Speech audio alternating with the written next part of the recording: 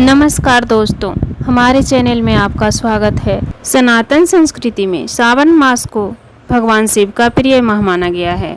चूँकि यह माह चित्र मास में आता है और इस दौरान भगवान विष्णु योग निद्रा में होते हैं। ऐसे में सृष्टि संचालन का पूरा भार भगवान शिव पर रहता है। इसीलिए इस माह में भगवान शिव को प्रसन्न करने के लिए पूरे माह भगवान शिव की पूजा आराधना करनी चाहिए। आज सोमवार है और सोमवार का दिन भगवान शिव को समर्पित होता है।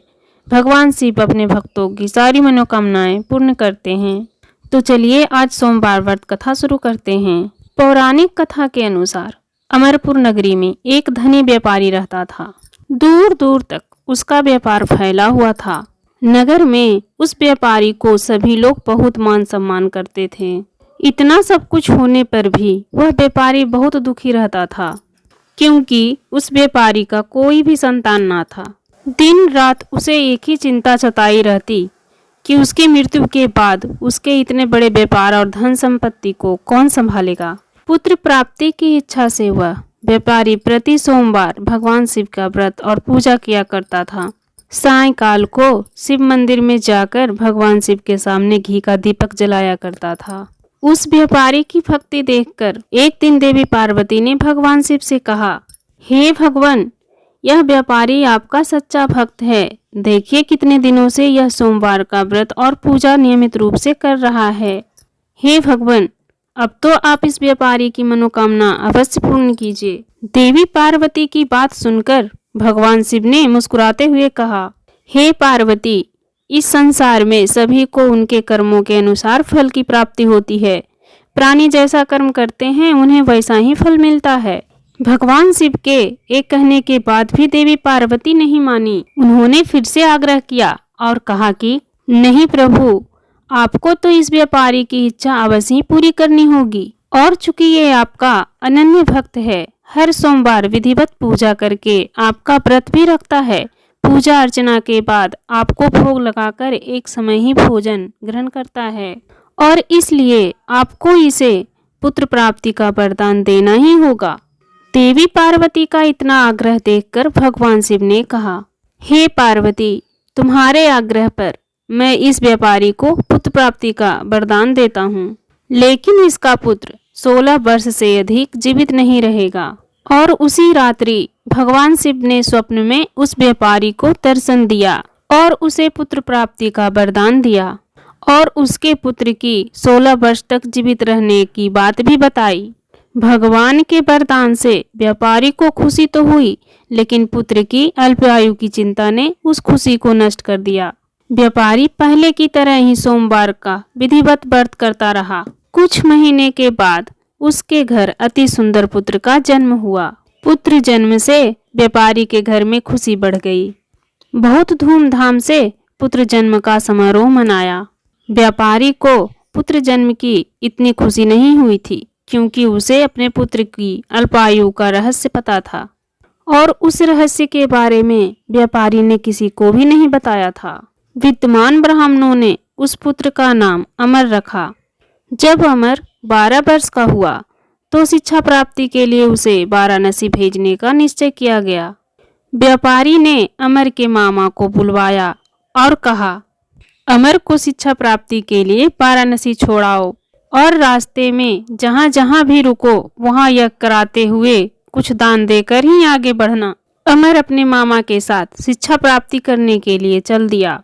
रास्ते में जहाँ भी अमर और उसका मामा रात्रि विश्राम के लिए ठहरते, वहीं यज्ञ करते और ब्राह्मणों को भोजन कराया करते। लंबी यात्राओं के बाद वो दोनों एक नगर में जा पहुँचे। उस नगर के राज्य के कन्या के विवाह की खुशी में पूरे नगर को सजाया गया था।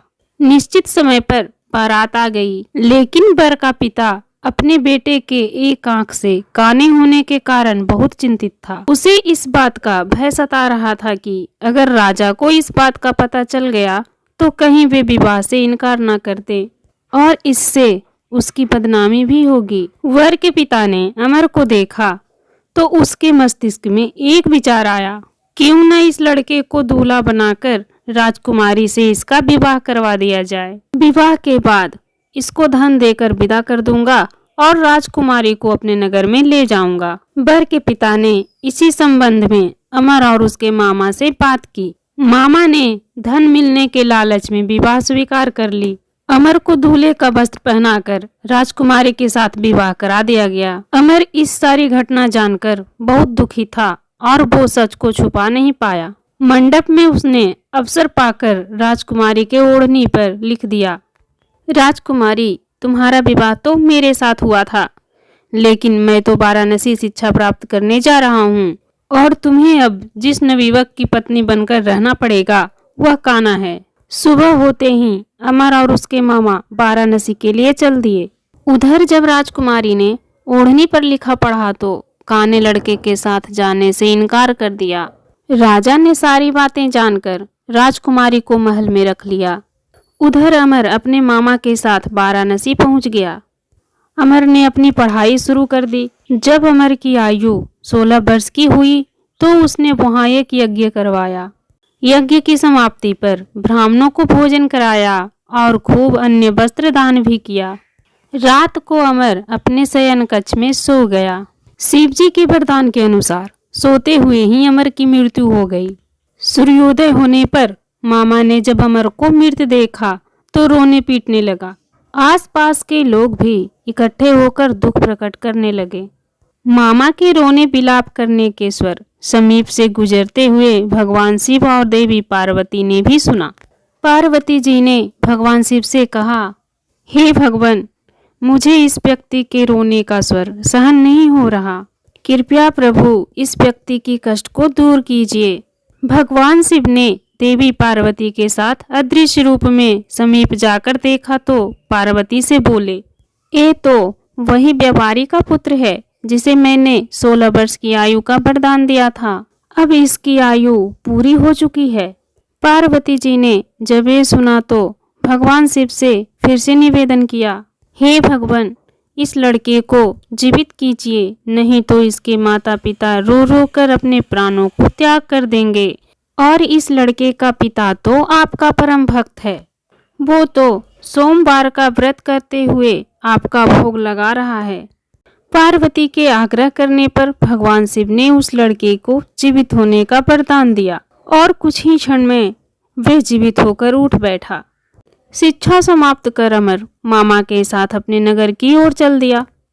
वो चलते चलते वापस उसी नगरी में आए जहां अमर का विवाह हुआ था। उस नगर में भी अमर ने यज्ञ का आयोजन करवाया। पास से गुजरते हुए नगर के राजा ने यज्ञ का आयोजन देखा तो राजा ने अमर को पहचान लिया। यज्ञ समाप्त होने पर राजा अमर और उसके मामा को महल ले गए और कुछ दिनों तक उन्हें महल में रखकर बहुत सारा धन वस्त्र आदि देकर राजकुमारी के साथ विदा कर दिया। राजा ने रास्ते में सुरक्षा के लिए कुछ सैनिकों को भी साथ भेजा। मामा ने नगर में पहुंचते ही एक दूत को अपने आगमन की सूचना के लिए घर भेजा। अपने बेटे अमर की जीवित वापस लौटने की खबर से व्यापारी बहुत प्रसन्न हुआ। व्यापारी ने अपनी पत्नी के साथ स्वयं को अपने कमरे में बंद कर रखा था। भूखे प्यासे रहकर व्यापारी और उसकी पत्नी बेटे की प्रतीक्षा कर रहे थे। उन्होंने प्रतिज्ञा कर रखी थी कि यदि उन्हें बेटे की मृत्यु का समाचार मिला तो वो दोनों भी अपने प्राण त्याग देंगे। व्यापारी अपनी पत्नी और मित्रों के साथ नगर के द्वार पर जा पहुंचा। अपने बेटे के विवाह का समाचार सुनकर पुत्र वधू राजकुमारी को देखकर उसकी खुशी का कोई ठिकाना नहीं रहा। उसी रात भगवान शिव व्यापारी के स्वप्न में आए और कहा, हे श्रेष्ठी, मैं तेरे सोमवार व्रत करने और व्रत कथा सुनने से प्रसन्न होकर तेरे पुत्र को लंबी आयु प्रदान की है। ये सुनकर व्यापारी बहुत प्रसन्न हुआ। इस प्रकार सोमवार के व्रत करने से व्यापारी के घर में खुशियां लौट आई। तब से व्यापारी का पुत्र और पुत्र वधू ने भी सोमवार का व्रत रखना शुरू कर दिया। ओम नमः शिवाय। हे भोलेनाथ, जैसा सुख साहूकार और साहूकारनी को दिया वैसा ही इस कहानी के कहते और सुनते सबको देना। जय भोलेनाथ। प्रिय दोस्तों, पूजा और कथा के बाद आरती का प्रावधान है। आरती के बिना कोई भी पूजा अधूरा होता है। सो दोस्तों, इस वीडियो में आरती ज़्यादा लंबी हो जाएगी, इसलिए अगली वीडियो आने तक का इंतजार करें। और जिन्होंने मेरे चैनल को अभी तक सब्सक्राइब नहीं किया है वो चैनल को सब्सक्राइब कर लें और बेल आइकन जरूर प्रेस करें ताकि हमारी हर वीडियो आप तक पहुंच सके। धन्यवाद।